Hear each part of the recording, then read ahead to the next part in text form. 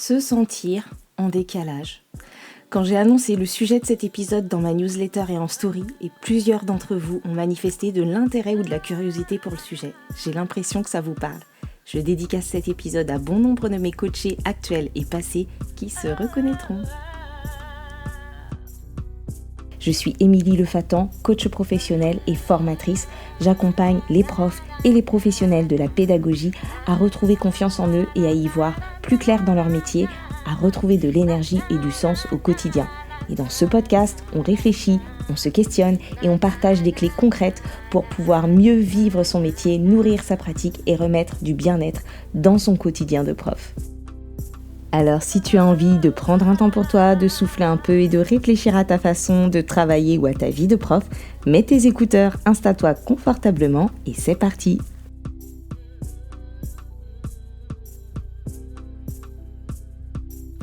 Toi qui m'écoutes, est-ce que tu as déjà eu cette sensation un peu bizarre d'être là, d'être présente, de faire ce en quoi tu crois, de faire ce qui te semble juste et pourtant de te sentir en décalage, de te mettre à douter parce que tu n'es pas sûr de faire comme tout le monde, tu ne sais plus très bien si tu es à ta place ou bien tu as ce petit doute désagréable qui te fait te sentir légèrement à côté. Et ce sentiment de décalage, il peut prendre plusieurs formes. Parfois, c'est ta pratique, tu fais les choses différemment des autres, tu ne te vois pas faire autrement et en même temps, tu te lasses d'être seul dans ton coin. Parfois, on a aussi l'impression de ne pas rentrer dans le moule, de ne pas faire ce qui serait, entre guillemets, attendu ou conventionnel. Parfois aussi, on a l'impression de porter nos convictions, mais sans vraiment pouvoir les partager avec ses collègues ou son entourage professionnel, ou alors de devoir toujours batailler pour les faire entendre. Et parfois, le sentiment de décalage, il se ressent au niveau de la motivation. Tu as toujours des idées, toujours envie de te lancer dans des projets, des envies d'impulser des choses, d'essayer de faire bouger, mais soit personne ne suit, soit tout le monde te laisse porter tout ça toute seule, et du coup tu te retrouves à avancer seule, à t'épuiser, voire à te demander pourquoi tu t'infliges ça. Et puis, dans certains cas, c'est carrément une question de vision. Tu n'adhères pas à ce qui se fait autour de toi, que ce soit déontologiquement, éthiquement, philosophiquement, pédagogiquement, et ce n'est même plus du « je ne fais pas comme les autres », ça devient presque du « je ne comprends pas ce que font les autres ». Alors, peut-être que ça te parle, ce sentiment de décalage. Et si ça ne te parle pas, reste quand même parce que peut-être que ça t'aidera à mieux comprendre un ou une de tes collègues. Et vous savez, ce qui revient souvent avec ce sentiment de décalage, c'est cette question qui tourne dans la tête. Est-ce que c'est moi le problème ? Alors, spoiler alerte, ce n'est pas toi. Ce n'est pas toi le problème, ce n'est jamais toi le problème. Le problème, c'est un truc qui se présente sur notre chemin, qu'on rencontre. Il n'est pas en nous et il n'est pas toujours présent. En fait, ce sentiment de décalage qui s'installe, il finit par peser vraiment lourd à l'intérieur. Et comme d'habitude, je vais ouvrir la réflexion sans vous dire fais ci ou fais ça, ni change d'établissement ou accepte les choses telles qu'elles sont. On va juste regarder ensemble ce que ce décalage essaie de dire. Parce qu'en réalité, je crois que c'est une information précieuse et qu'on passe beaucoup trop de temps à essayer de faire taire cette information plutôt que de l'écouter. Ça évite de se dire que ce qu'on vit est un problème à résoudre, mais ça permet plutôt de se dire que c'est un indicateur pour pouvoir agir, pour pouvoir réajuster. En fait, il y a un mécanisme avec les personnes engagées, et si tu écoutes le podcast, tu en fais probablement partie, c'est que plus on s'investit, plus on met de l'énergie, plus on se met à croire que si ça ne fonctionne pas, c'est forcément de notre faute. En fait, la logique derrière ça, c'est j'ai tout donné, j'ai proposé, j'ai lancé, j'ai relancé, j'ai porté, j'ai insisté, et ça n'a pas marché. Donc, je m'y suis mal prise. Et donc, peut-être que je suis pas à la hauteur ou peut-être qu'il y a un problème dans ce que je fais ou avec moi. Et là, l'engagement, ça devient finalement, notre engagement, il devient presque une preuve à charge contre soi-même. Mais est-ce qu'on appliquerait ce même raisonnement ailleurs ? Est-ce que par exemple, une graine qui ne pousse pas dans un sol qui serait trop sec, on va dire que c'est de la faute de la graine. Le niveau d'investissement, il ne dit rien sur ta valeur, il dit plutôt quelque chose sur ton énergie, sur ce qui compte pour toi, sur tes valeurs professionnelles, sur ce qui est important. Et il ne dit pas que tu as raté quelque chose ou que tu t'y es mal pris. Par contre, quand on met de l'énergie dans quelque chose et que ça fonctionne pas comme on veut, parfois ça crée de l'incompréhension. Et quand on comprend pas, on se met à douter de nous. Sauf qu'on n'a pas tous et toutes la même vision. On n'a pas tous et toutes les mêmes envies. On n'a pas tous et toutes les mêmes priorités. On n'en est pas tous et toutes au même endroit dans notre carrière, dans notre réflexion. On n'a pas le même passé, le même vécu. Et ça, c'est tout ce qui constitue ce qui va être important pour nous, moins important pour nous, prioritaire, et qui va constituer nos valeurs professionnelles, c'est-à-dire le filtre au travers duquel on voit les choses, on interprète les choses. Et si tu veux en savoir plus sur les valeurs professionnelles et comment elles régissent tout ça, je t'invite à écouter l'épisode 60 du podcast.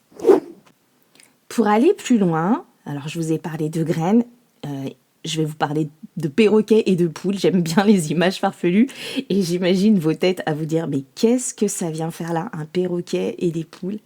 Bon, j'aime bien cette image. Donc un perroquet avec des poules.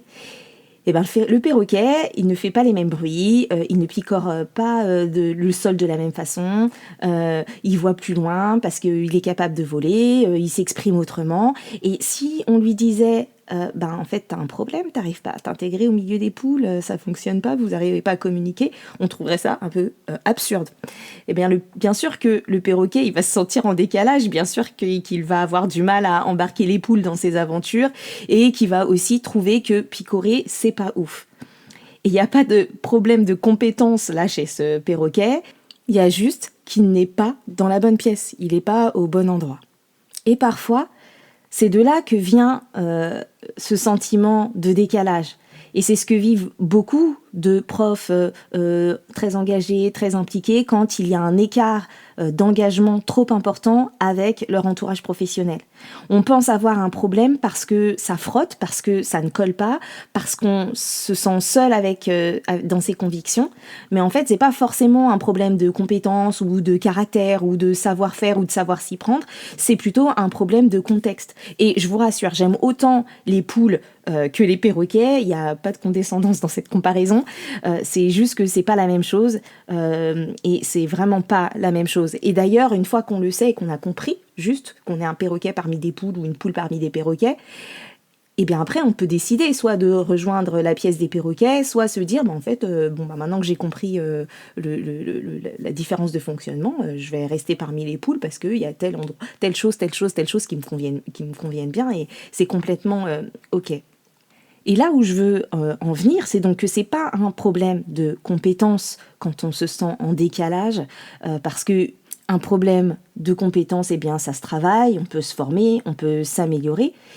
C'est plutôt un problème de contexte, et un problème de contexte, ça demande une autre question. Ça demande pas à se dire comment je peux faire mieux, mais plutôt est-ce que je suis dans la bonne pièce et est-ce que j'ai envie d'y rester ou pas, est-ce que j'y trouve des avantages ou pas, comment je me sens.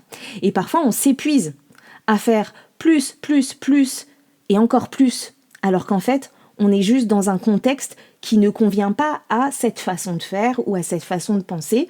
Et donc ça sert à rien de s'épuiser à se changer. Mais on peut juste être dans l'acceptation ou juste dire que ça ne nous convient plus. Et donc à ça, j'ai pas vraiment de réponse. Et je vous laisse trouver les réponses qui vous iront. Et je vous laisse filer cette métaphore du perroquet et de parmi les poules et savoir si vous sentez comme ce perroquet, est-ce que la basse-cour, c'est la métaphore de votre niveau, de votre équipe, de vos missions, de votre pratique, de votre pédagogie, de votre lieu géographique. Ça c'est à vous de voir et d'essayer de voir comment vous vous sentez avec ça. Et le fait d'identifier ce décalage, de le comprendre, peut-être que ça vous aidera à savoir sur quoi vous avez envie d'agir.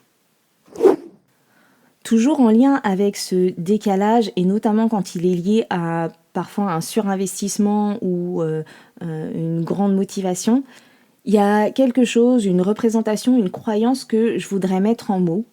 C'est l'idée selon laquelle on pourrait, si on s'y prenait mieux, si on était plus pédagogue, si on était plus patient, si on était plus stratégique, plus ceci ou plus cela, qu'on réussirait à embarquer tout le monde avec soi.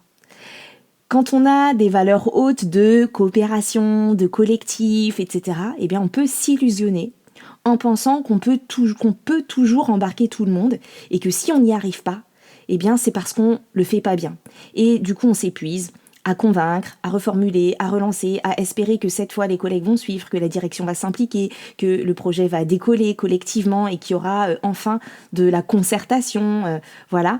Mais au final, les gens ne sont pas tous les mêmes, je vous le disais tout à l'heure, on n'a pas tous les mêmes priorités, les mêmes aspirations, et c'est pas un défaut chez eux, c'est pas un défaut chez vous, c'est pas meilleur chez eux, meilleur chez vous non plus, c'est juste la réalité.